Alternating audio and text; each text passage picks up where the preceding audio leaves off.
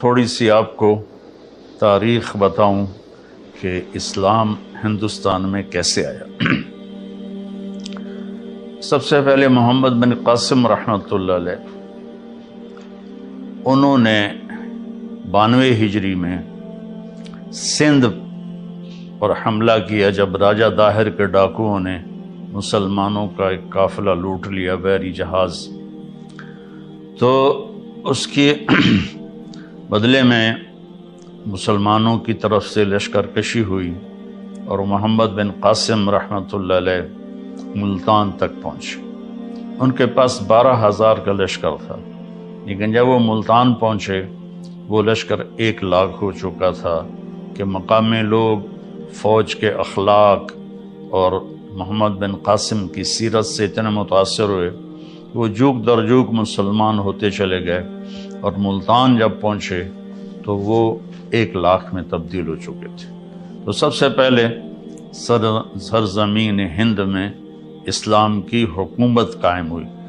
ادھر ہندوستان کے ساحلی علاقوں پر تاجروں کی وجہ سے اسلام پھیل چکا تھا، لیکن باقاعدہ جو حکومت قائم ہوئی وہ سندھ میں ہوئی۔ اس کے بعد اللہ کے نیک بندے صوفیاء کرام آتے رہے اور دعوت دین دیتے رہے اور ان کے ذریعے سے لوگوں میں اسلام کی بارے میں بیداری ہوئی اور انہوں نے قبول کرنا شروع کیا اپنی خوشی سے۔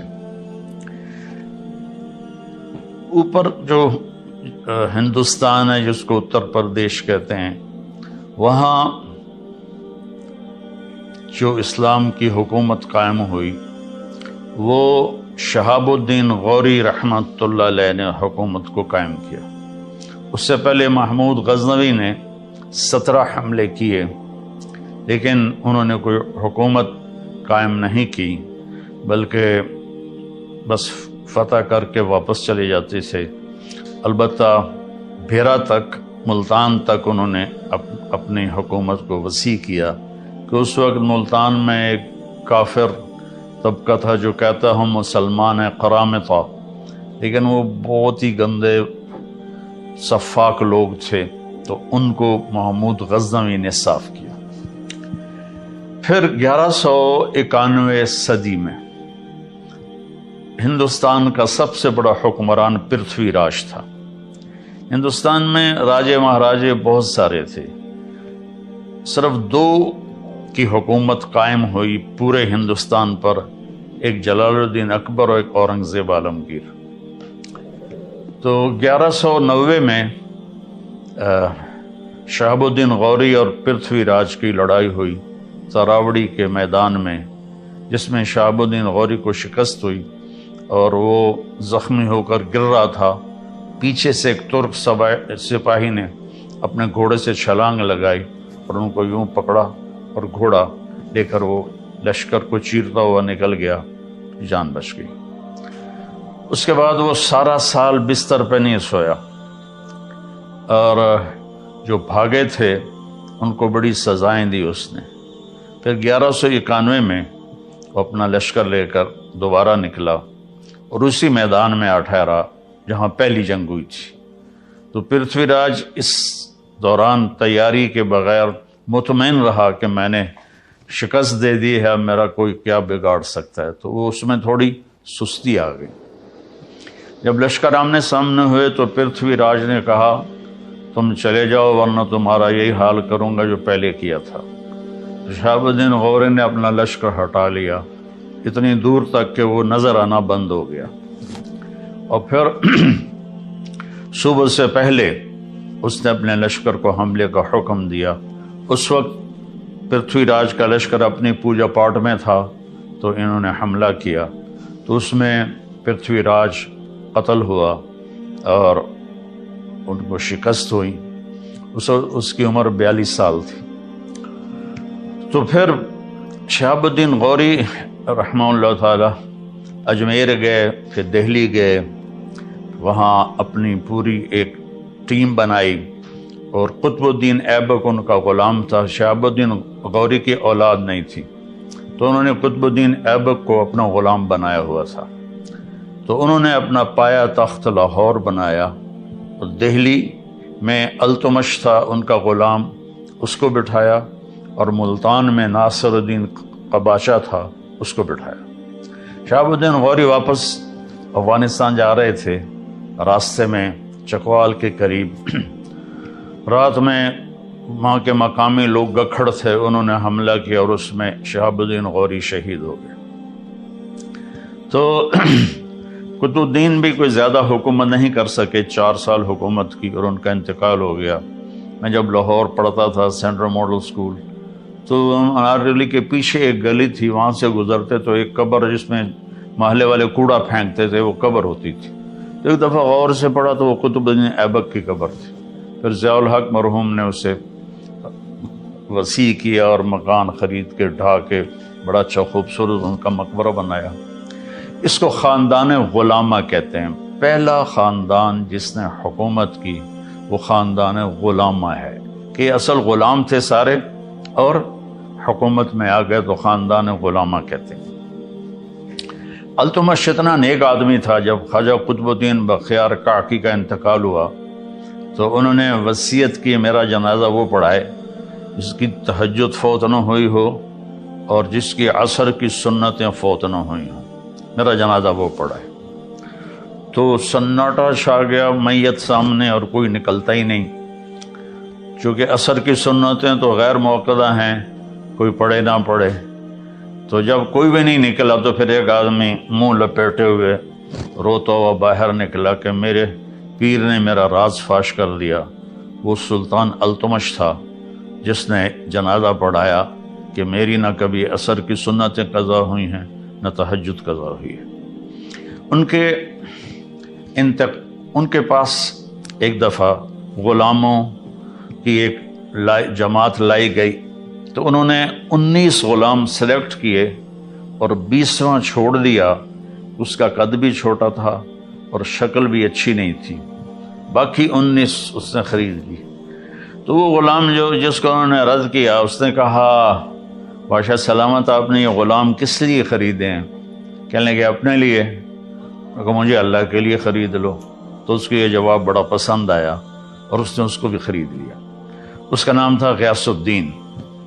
تو جب یہ التمش کی سلطنت عرصہ چلی، اس میں اس کی ناصر الدین بہت نیک آدمی تھا، اور اس کی بیٹی رضیہ سلطانہ التونیہ سے شادی کر کے حکومت کی کوشش کی، لیکن قائم نہ ہو سکی۔ ترک سردار عورت کی حکمرانی پر سیخ پا ہو گئے، پھر وہ لڑائی میں بھاگ گئی، پھر قتل ہو گئی۔ تو اس کے بعد غیاث الدین بلبن حکمران بنا۔ غیاث الدین بلبن اس وقت دیپال پور میں گورنر تھا، تو وہاں جب شور شرابہ ہوا، سلطنت کمزور ہوئی، تو وہ یہاں سے گیا اور اس نے دہلی کے تخت پہ قبضہ کیا اور اس نے 20 سال حکومت کی۔ اور غیاث الدین بلبن کا یہ احسان ہے ہندوستان کے مسلم نان مسلم پر کہ اس نے واحد بادشاہ جس نے تاتاریوں کے حملوں کو ناکام بنایا، اور تاتاری ہر دفعہ شکست کھا کے پیچھے ہٹے، واپس بھاگے۔ آخری جنگ میں اس کا بیٹا محمد وہ شہید ہو گیا، اس کا ایک ہی بیٹا تھا۔ تو اس کے غم میں پھر 7ویں دن وہ بھی مر گیا اس دکھ میں۔ تو حکومت خلجی خاندان میں شفٹ ہو گئی۔ علاؤ الدین خلجی تھا جس نے اپنی حکومت قائم کی۔ اس کے بعد جلال الدین خلجی، جلال الدین خلجی کا بھتیجا تھا علاؤ الدین۔ جلال الدین کو غلاموں نے قتل کر دیا۔ تاریخ والے کہتے ہیں اس میں علاؤ الدین کا ہاتھ تھا، لیکن مجھے نہیں لگتا، چونکہ وہ بہت نیک آدمی تھا۔ تو علاؤ الدین نے پھر کوئی 20 سال کے قریب حکومت کی۔ وہ بھیس بدل کے بازاروں میں پھرتا تھا اور چیزوں کے بھاؤ دیکھتا تھا، لوگوں کے حال پوچھتا تھا۔ تو خلجی خاندان جب ختم ہوا تو اس کے بعد آیا تغلق خاندان۔ تغلق میں محمد تغلق واحد بادشاہ ہے۔ وہ تھا صرف پھرا، چھوٹی چھوٹی بات پہ قتل کرا دیتا، لیکن وہ واحد بادشاہ ہے جس نے علماء کو کہا خانقاہوں سے نکلو، مسجدوں سے نکلو اور جا کر اسلام کی تبلیغ کرو، تم بیٹھ کے کھاتے رہتے ہو۔ تو اس نے دعوت اسلام شروع کروائی محمد تغلق نے۔ تو تغلق کے دور میں 1398 میں وہ بدماش تیمور آیا جو ادھر سے کلات کے راستے سے آیا، ملتان کو تباہ کیا۔ یہ میرا چھوٹا سا قصبہ تو لمبا ہے، اس کی اینٹ سے اینٹ بجا دی۔ پھر وہاں سے وہ بٹھنڈا کی طرف نکلا، اسے تباہ کیا۔ بٹھنڈا سے دہلی پہنچا، اسے تباہ و برباد کر دیا۔ وہ اس کی عادت تھی، وہ پہلے دن جب لشکر گھیرا ڈالتا تھا نا شہر کا تو سفید جھنڈا لہراتا تھا۔ اس کا مطلب تھا کہ ہم سے صلح کر لو، ہم سے تمہارا مال لوٹیں گے، تمہیں کچھ نہیں کہیں گے۔ اگر وہ اس پہ نہیں آتے تو دوسرے دن وہ سرخ جھنڈا لہراتا تھا کہ میں صرف فوجیوں کو قتل کروں گا، عوام کو کچھ نہیں کہوں گا، تم ہتھیار ڈال دو۔ تیسرے دن وہ کالا جھنڈا لہراتا تھا کہ اب میں نہ کوئی بچہ چھوڑوں گا، نہ کوئی بچی، نہ عورت، نہ مرد۔ تو اس نے دہلی پہ حملہ کیا، آگ لگا دیتا تھا شہروں کو، اور زندہ لوگوں کو دفن کروا دیتا تھا، اور اپنے دشمنوں کو زندہ کڑا کے تیل میں ڈال کے اپنے سامنے جلا دیتا تھا، اور لوگوں کی کھال اتروا دیتا تھا۔ تو 1398 میں وہ اصل میں اس نے چین پہ حملے کا ارادہ کیا۔ تو اس نے کہا پیسہ کہاں سے ملے گا؟ تو اس کے مشیروں نے کہا کہ ہندوستان بہت مالدار ہے، یہاں لوٹ مار کرنے آیا تھا۔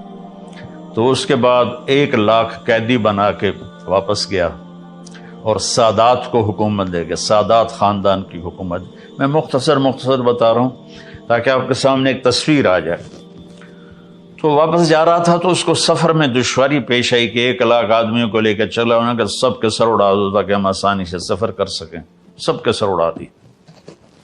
سادات خاندان کے بعد جب ان میں انتشار ہوا اور وہ بکھر گئے تو لودھی خاندان کی حکومت آئی، بہلول لودھی۔ تغلق میں فیروز تغلق بہت بڑا بادشاہ تھا۔ یہ جو مقبرہ بنا ہوا ہے ملتان میں شاہ رخ العالم رحمۃ اللہ علیہ کا، یہ فیروز نے اپنے لیے بنوایا تھا، لیکن جب شاہ رخ العالم کا انتقال ہوا تو اس نے کہا ان کو یہاں دفن کیا جائے۔ تو وہ علم دوست تھا، علماء کی قدر کرتا تھا۔ تو لمبا میں ایک اس زمانے میں مولوی عبداللہ صاحب رحمۃ اللہ علیہ تھے، فیروز تغلق نے ان کو بلایا اور ان کا احترام کیا، ان کو دہلی میں اعلیٰ عہدے پر فائز کیا۔ وہ تو لمبا سے گئے تھے وہاں، ان کے علم کا شہرہ تھا۔ تو تغلقوں کو ختم کر کے تیمور نے سادات کو حکومت دے دی، وہ چلانے میں ناکام رہے۔ تو بہلول لودھی پٹھان خاندان سے تھا، اس نے چڑھائی کی اور قبضہ کیا اور پٹھان خاندان کی حکومت قائم ہو گئی۔ تو اس کا آخری بادشاہ تھا ابراہیم لودھی۔ وہ بڑا شکی مزاج، چھوٹی چھوٹی بات پہ قتل کروا دیتا تھا اور لالچی تھا، خزانہ جمع کر کے رکھتا تھا۔ تو لاہور کا جو اس کا صوبے دار تھا، گورنر تھا، اس نے بابر کو دعوت دی کہ تم آؤ اور آ کر دہلی پر حملہ کرو، ہم تمہاری مدد کریں گے۔ تو 1526 میں پھر بابر آیا اور اس نے پانی پت کے میدان میں پہلی لڑائی ہوئی۔ اس میں بابر کے ساتھ صرف 12,000 فوج تھی اور ادھر ابراہیم کے پاس 1,00,000 کی فوج تھی۔ یہ جو موٹر وے کے راستے میں پہاڑ آتے ہیں ان کو، وہاں ایک جھیل ہے کلر کہار، وہاں جھیل ہے، وہاں ایک پتھر آج بھی پڑا ہوا ہے جس پر کھڑے ہو کر بابر نے اپنی فوج کو تیار کیا تھا کہ بس جان دینی یا پیچھے نہیں جانا ہے۔ بابر بہت سمجھدار تھا لڑائی میں، تو اس نے 12,000 کے ساتھ ابراہیم کے 1,00,000 کے لشکر کو شکست دی اور ابراہیم اس میں قتل ہوا۔ اور اس نے اس کو بڑی عزت سے اس کا جنازہ پڑھوایا، وہیں اسے دفن کیا اور مغلیہ خاندان کی سلطنت شروع ہو گئی۔ مغلیہ خاندان واحد خاندان ہے جس نے ہندوستان پر 1526 سے لے کر اور 1857 تک حکومت کی، کوئی 325 سال۔ باقی کوئی 20 سال میں، کوئی جیسے بلبن 20 سال کی حکومت کر کے اکیلا تھا، شہید ہو گیا، بچے کے غم میں وہ فوت ہو گیا۔ تو خاندان غلامہ تھا، بلبن تھا، خلجی تھا، تغلق تھے، سادات تھے، انہوں نے سب تھوڑا عرصہ حکومت کی۔ تو یہ جو تھا مغلیہ خاندان، انہوں نے لمبا عرصہ حکومت کی، لیکن ان بادشاہوں میں سوائے محمد تغلق کے کوئی نہیں تھا جس نے اسلام کی دعوت پھیلائی ہو۔ ان کو بس ملک گیری کا شوق اور اپنے حکومت بڑھانے کے شوق تھے، جس کی وجہ سے وہ دعوت ان کو یاد ہی نہیں تھی کہ ہم نے کوئی اسلام بھی دنیا میں پھیلانا ہے یا ہندوستان میں اسلام پھیلانا ہے۔ تو پھر بابر سے لے کر بہادر شاہ ظفر تک 1857 میں یہ جو جنگ آزادی ہوئی، اصل تو اس سے پہلے ہی مغلیہ سلطنت ختم ہو گئی تھی شاہ عالم ثانی کے دور میں، اور میں حیران ہوں کہ انگریز آئے اور جہانگیر سے ملے، اس کے سر تاجر لوگ، اس کے سر میں درد ہوتا تھا بہت، تو انہوں نے، اب ہماری دیسی دواؤں میں کوئی ایسی دوا نہیں جو سر درد کو فوری ٹھیک کرے، انہوں نے اس کو اپنی وہ گولی دی، وہ ایک دم ٹھیک ہو گیا۔ وہ کہنے لگا مانگو کیا مانگتے ہو؟ کہا ہمیں یہاں تجارت کی اجازت دے دو۔ انہوں نے کہا چلو جاؤ ادھر بنگال کی طرف۔ جب شاہ جہاں آیا تو اس کے وزیروں نے کہا یہ بڑے خطرناک نظر آ رہے ہیں، ان کو بھگا دو۔ ان کی اوقات کیا ہے؟ اس وقت تو کوئی سوچ بھی نہیں سکتا تھا کہ شاہ جہان کے دور میں یہ چند انگریز یہ پورے ہند کے حکمران ہو جائیں گے۔ تو اب ان کی بے وقوفیاں تھیں۔ شاہ جہان کی بیوی تھی ممتاز محل، اس کا 14واں بیٹا پیدا ہوا تو وہ اس میں درد ذہ میں وہ فوت ہو گئی، اور مرتے ہوئے اس نے کہا میرا ایسا مقبرہ بنانا کہ دنیا میں کسی کا ایسا مقبرہ ہی نہ ہو۔ تو اس نے اس وقت کے 30 کروڑ سونے کے سکے اس مقبرے پر لگائے بنانے میں، وہ آج کے کھربوں روپے بن جاتے۔ اس سے تو پتہ نہیں وہ لوگوں کی فلاحی کام کتنے کر سکتا تھا، کتنے کام کروا سکتا تھا۔ اور جہانگیر سے زوال شروع ہوا کہ جہانگیر نے دکن میں حکومت تھی عادل شاہی، جہانگیر کو تھا کہ میں سارا ہندوستان فتح کروں، اکبر عادل شاہی کو فتح نہیں کر سکا تھا۔ جہانگیر وہاں 25 سال وہاں بیٹھا رہا اور دہلی کا پایا تخت چھوڑ دیا، وہیں اس کی موت ہوئی، وہیں اس کی قبر بنی۔ ویران قبر ہے، کوئی جاتا ہی نہیں ہے، کسی کو پتہ ہی نہیں ہے یہ عالمگیر ہے جس نے 50 برس ہندوستان پہ حکومت کی۔ اس کے بعد زوال شروع ہو گیا، اور آہستہ آہستہ آہستہ آہستہ آہستہ آہستہ ادھر 1757 میں انگریزوں نے سراج الدولہ کو شکست دی۔ سراج الدولہ رات عورتوں کے رقص دیکھتا تھا اور دن میں 12 بجے اٹھتا تھا، اور لارڈ کلائیو جو تھا وہ تہجد میں گھوڑے پہ سوار ہوتا تھا اور دن ڈوبنے پر گھوڑے سے اترتا تھا۔ تو ایسے لوگ کہاں کامیاب ہو سکتے ہیں؟ تو اس نے صرف 3000 کے لشکر کے ساتھ 50,000 کے لشکر کو شکست دی، اس میں میر جعفر ساتھ مل گیا تھا 1757 میں۔ اور مزے کی بات یہ ہے کہ اس نے جو لیے فوجی وہ ہندو فوجی تھے، یعنی کوئی ہندو کوئی مسلمان، ہندوستان کی فوج سے ہندوستان کو فتح کیا۔ انگریز تو بہت تھوڑے سے تھے، تو انہوں نے ان کو منظم کیا، اور اس وقت وہ ایڈوانس ہو چکے تھے، توپ خانہ تھا، تو ان کی توپوں نے لشکر میں تباہی مچا دی سراج الدولہ کی۔ تو پھر جو آخری امید تھی ہندوستان میں اسلامی حکومت کو، ٹیپو سلطان تھے، وہ 1831 میں شہید ہو گئے لڑائی میں۔ اور یعنی دکھ کی بات ہے کہ اس لڑائی میں نظام حیدرآباد دکن کا جو نظام تھا وہ انگریزوں کے ساتھ اپنی فوج لے کر سلطان ٹیپو پہ حملہ کرنے آیا تھا۔ تو وہ اللہ اس کی درجات بلند فرمانے کا، شیر کی ایک دن کی زندگی گیدڑ کی 100 سالہ زندگی سے بہتر ہے۔ اس کو ایک اسکاٹ لینڈ کا سپاہی تھا، اس نے قتل کیا تھا، اس کا مجسمہ اب بھی وہاں ایڈنبرا میں بنا ہوا ہے۔ تو اس وقت وہ جنرل ہنگسر، یہ ہیری تھا، مجھے نام میں شک پڑ رہا ہے، اس نے کہا اب ہندوستان ہمارا ہے، اس 1831 میں۔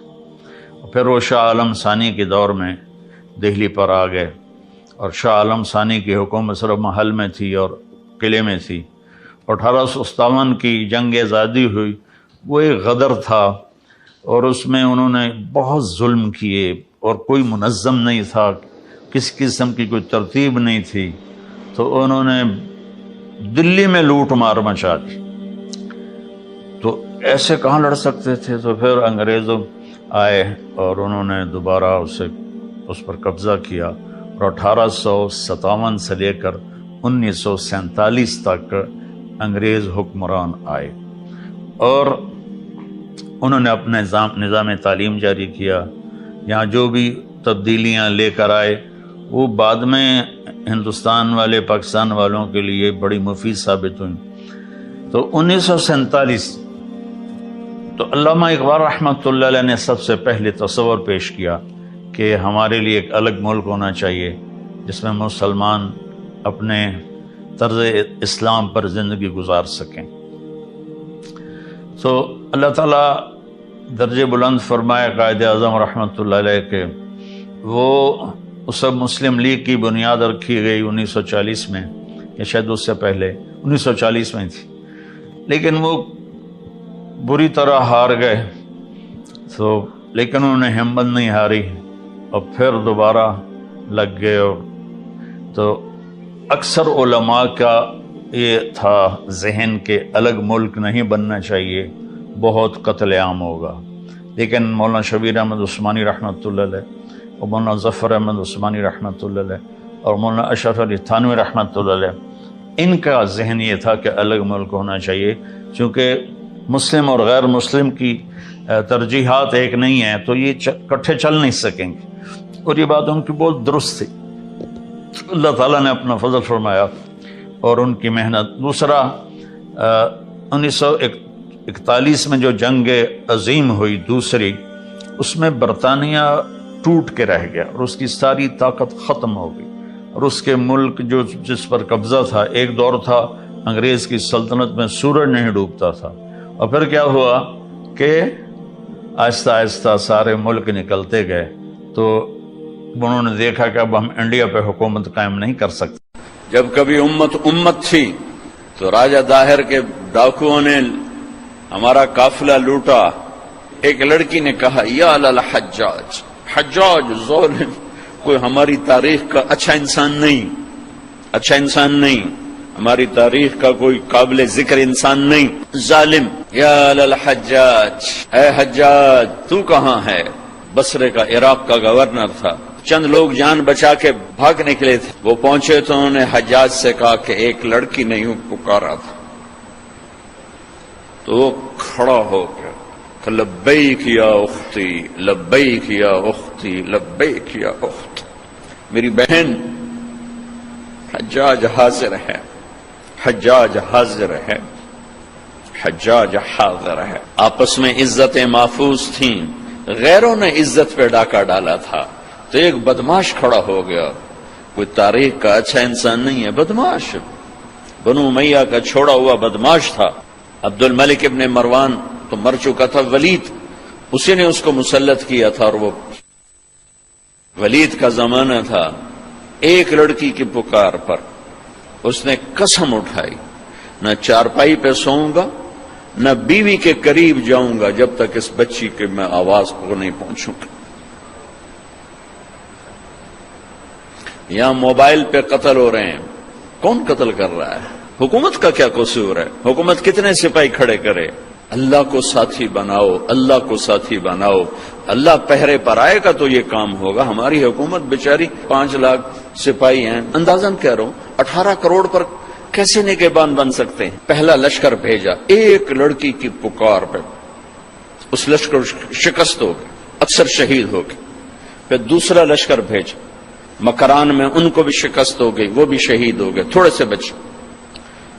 تیسرے لشکر کے لیے ولید بن عبد الملک کے نے اجازت نہ دی، کہا میں نہیں اجازت دیتا، اتنا تو نے میرا نقصان کر دیا، 2 لشکر تباہ کر دیے ایک بچی کے پیچھے۔ حجاج نے کہا کہ مجھے برائے مہربانی اس دفعہ آپ اجازت دے دیں، جتنا خرچہ میں خزانے سے لوں گا اس سے دگنا میں خزانے میں واپس کروں گا۔ تو پھر دوبارہ 4000 کا لشکر تیار کیا، اور محمد بن قاسم اپنے بھتیجے کو امیر بنایا، 17 سال کا نوجوان۔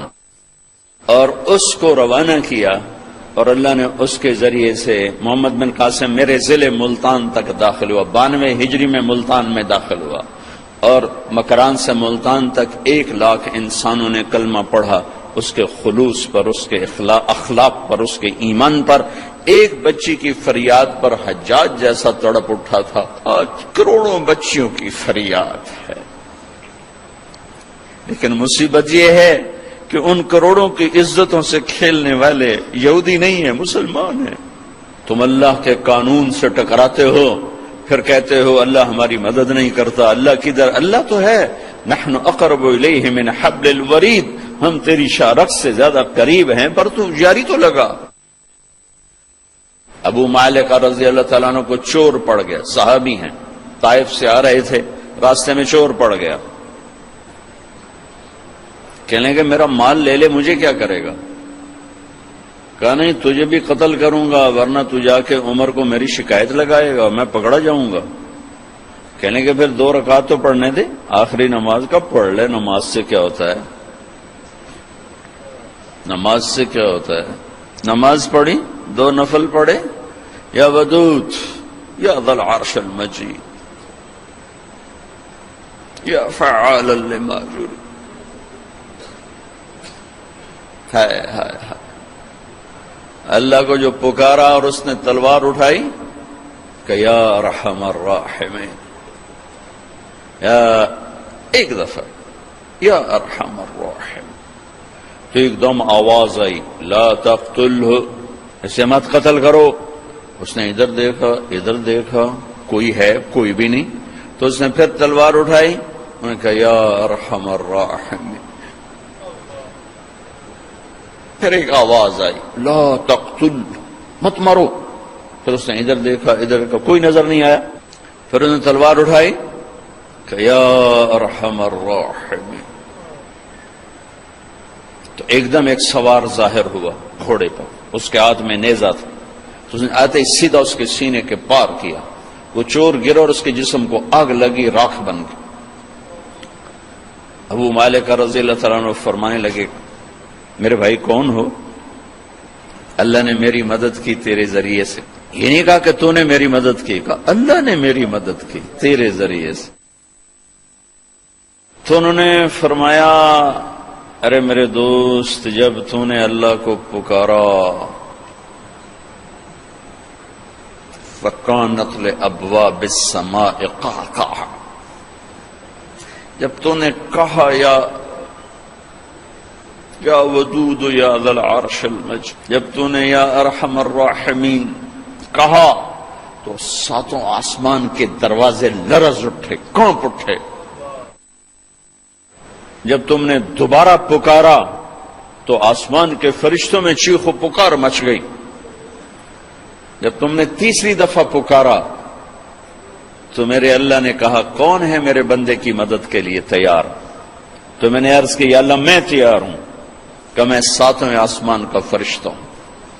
جب اس نے پہلی دفعہ تم پہ تلوار اٹھائی تو میں نے 7ویں آسمان سے پکارا لا تقتل، مت مارنا۔ جب اس نے دوسری دفعہ تلوار اٹھائی تو میں پہلے آسمان پہ پہنچ چکا تھا اور میں نے کہا لا تقتل، مت مارنا۔ اور جب اس نے تیسری دفعہ تلوار اٹھائی تو میں تیری مدد کو پہنچ چکا تھا۔ اور جو بھی اللہ کو ایسے پکارے گا اللہ اس کی مدد کو آئے گا۔ رات مجھے حرم سے فون ہے ایک دوست کا کہ میلوں میل ٹریفک بند ہے، سڑکیں پیک ہیں، سر ہی سر نظر آ رہے ہیں، انسانوں کا جنگل نظر آ رہا ہے، لمبی دعا مانگی گئی ہے۔ ایک آدمی نے دروازے کھلوا لیے، 50 لاکھ آدمی کٹ، دروازے کیوں نہیں کھل رہے؟ اور ابھی 29 کی رات کو اس سے بھی بڑا مجمع آنے والا ہے، 6 میل تک صفیں ہوں گی، اس دفعہ 6 کلومیٹر تک سعودی گورنمنٹ نے سپیکر لگا دیے ہیں۔ اور بھائیو ایک ہو پکارنے والا، عرش ہل جاتا ہے۔ یہاں 1 کروڑ پکار رہے ہیں،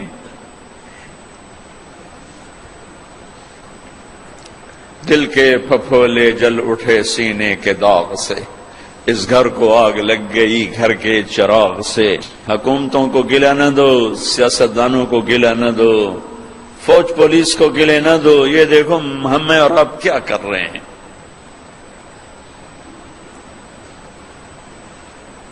90% پاکستانی نماز نہیں پڑھتے، پاکستانی جھوٹ بولتے ہیں، دھوکہ دیتے ہیں، فراڈ کرتے.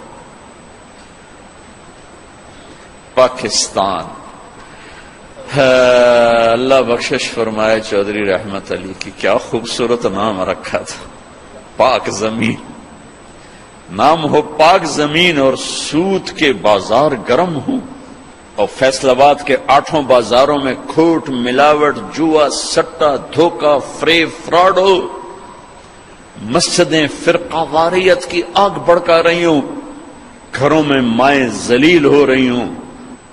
بھائیو، جاتا رمضان ہے، میں گزارش کرتا ہوں اللہ سے صلح کرو، یہی ہمارے مسائل کا حل ہے. یہاں تم یہ تو بیچارے ہمارے جیسے عام انسان ہیں. شیخ عبد القادر جیلانی تاجدار اولیاء وزیر اعظم ہوں، جنید بغدادی سید الاولیاء وہ وزیر اعلیٰ ہوں، حسن بصری صدر پاکستان ہوں، اور فیصل آباد کے بازاروں میں جھوٹ بھی ہو، سٹا بھی ہو، چوری بھی ہو، جوا بھی ہو، اور رات کو شراب کی محفلیں بھی ہوں، زنا بھی ہوں، گھنگرو بھی ہو. اللہ کی قسم اتنی بڑی ہستیاں بھی میرے دیش کی تقدیر نہیں بدل سکتی. حضرت ام عائشہ نے پوچھا، یا رسول اللہ انہلک وفینا الصالحون، کیا نیک لوگوں کے ہوتے بھی ہم ہلاک ہو جائیں گے؟ قال اذا کثر الخبث، عائشہ جب گناہ زیادہ ہوں گے نیکوں کے بھی نہیں سنی جائے گی. تو میرے بھائیو، یہ مبارک مہینہ جا رہا ہے اور رات 27ویں کی آ رہی ہے. اس وقت بھی توبہ کرو اور اللہ سے رجوع کرو. میں نے بات شروع کی تھی، نماز سے بات شروع کی تھی، پھر دائیں بائیں میں چلا گیا. میں یہ عرض کر رہا تھا، ایک نماز نہ چھوڑو، جیسے شروع کی ہے اسے شروع رکھو.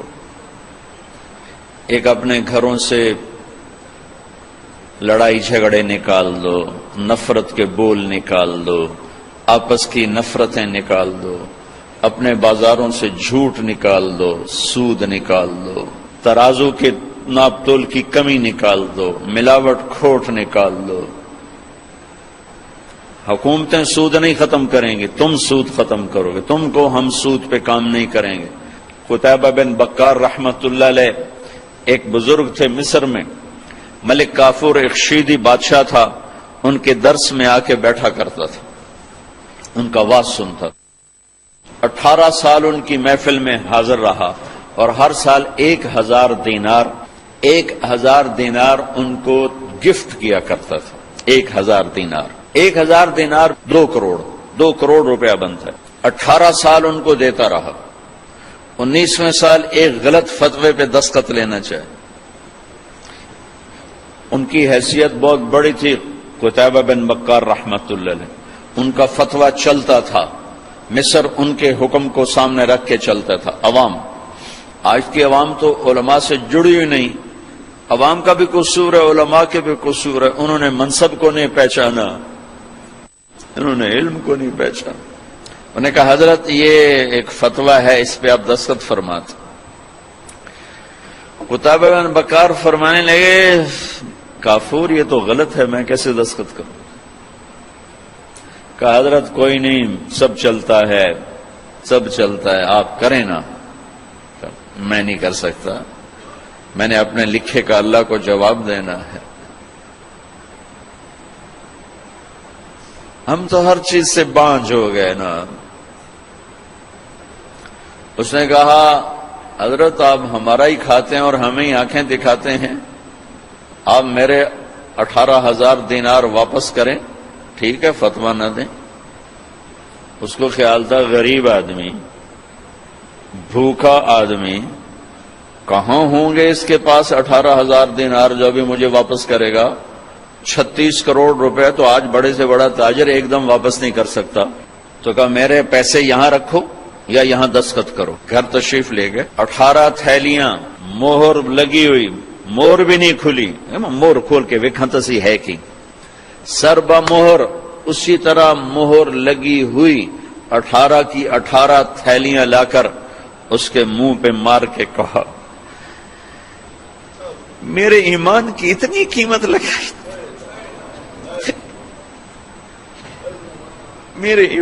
کوئی میرے علماء کو یہ بات سناتا کہ جو چند کوڑیوں پہ اپنا علم بھی بیچ رہے ہیں، ممبر بھی بیچ رہے ہیں. میں ساروں کی بات نہیں کر رہا، 8 بازار کے سارے تاجر جھوٹ نہیں بول رہے، سچے بھی بیٹھے ہیں، سارے سود پہ نہیں ہیں، صحیح تجارت بھی کر رہے ہیں، لیکن 100 میں ایک بھی نہیں ملتا.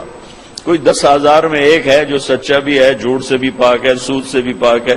کہا ملک کافور میرے ایمان کی بس اتنی قیمت لگائی تھی، اے لے اٹھ جا میری مجلس سے.